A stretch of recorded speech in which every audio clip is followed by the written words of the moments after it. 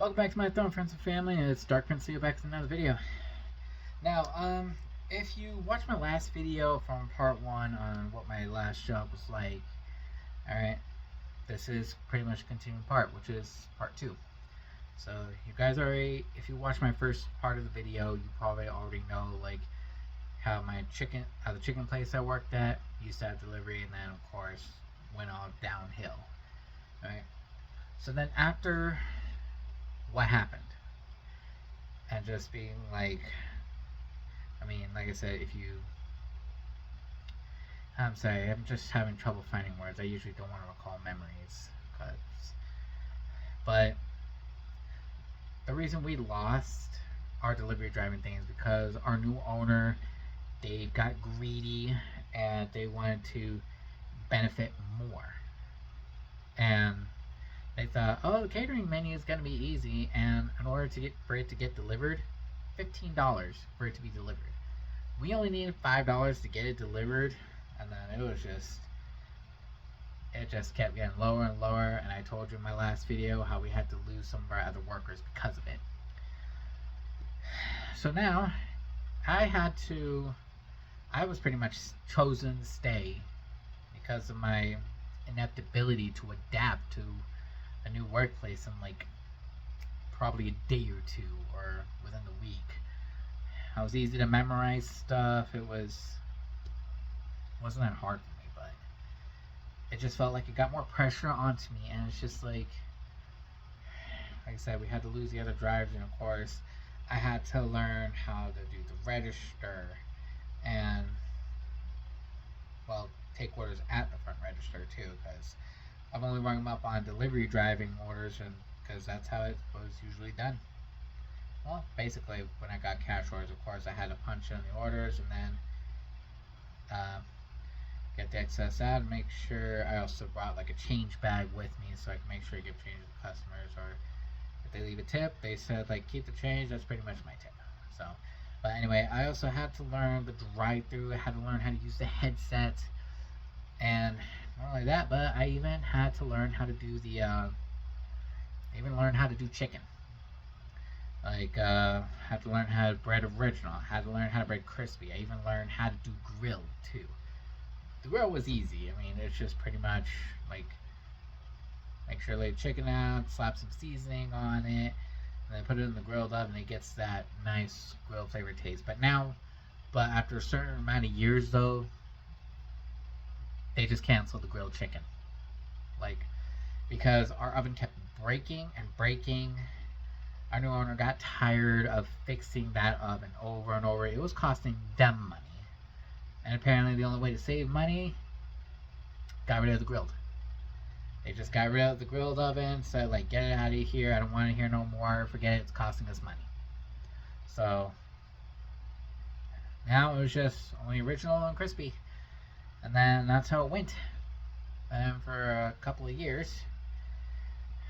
And then, unfortunately, then there's all those years have passed, and then during the next couple of years, then we all know the coronavirus hit during those years. But as I like to call it, I don't like to call it the coronavirus. I like to call it the C virus.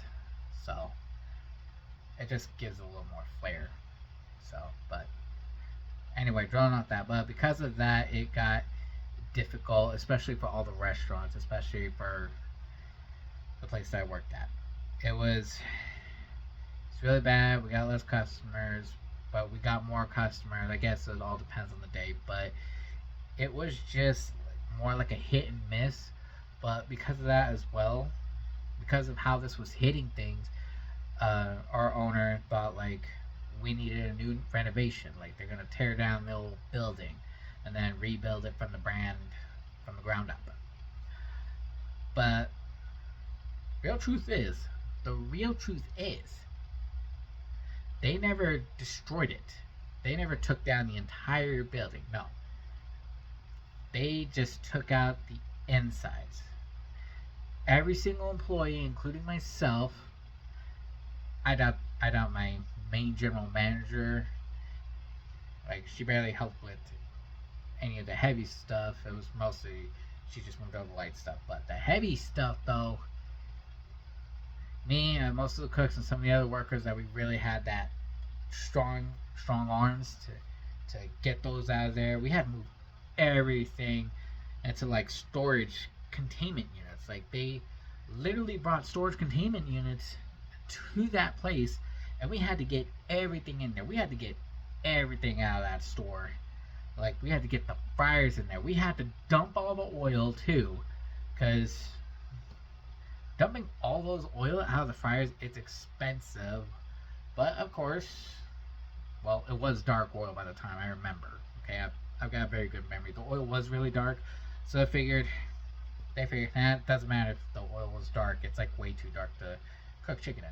So basically, we had to get everything out of there in that storage containment unit. So, and then after everything was up and done, it was just like everyone remained jobless for a few months, including me. And it was a rough time. I had to do some other things just to get money in, and it was tough. I had to do some side delivery jobs. I had to fill in something for to get money in, but it was like really hard until I could find another job. Then I can stop with that. So, and then heck, I even did like some tiny odd jobs for some extra money, but it was enough to get by, to at least to get rent and pay bills, but it was barely lasting. Like, it was rough for me. It was rough for everyone who was working there. But then we had got a notification from every single one of the employees, like, while they're rebuilding the inside of that, we can clean all the gear that we took out, all the fryers, the fridges, the freezers, everything. We can clean them. And this was like during the day. Like, we had no roof over our head. We washed everything outside, and it was like blistering hot. Like, it was. I think it was like during the summer or near fall. I don't know. I can't remember. Oh wait. No, it was near summer. Okay, yeah. It was near summer. It was like it was in springtime. But we had to wash everything. And of course, we worked our hours. And it was busy. But hey, we were finally getting, at least the workers who did choose to stay, we got our money.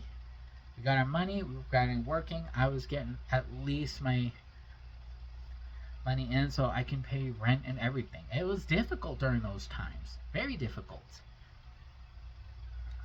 It was very rough too. But of course, we weren't allowed to stay there all the way until close. Okay, I guess it was like they considered it dangerous to be washing after 9. So we'd be done like around 4 or 5 before the sun started to set.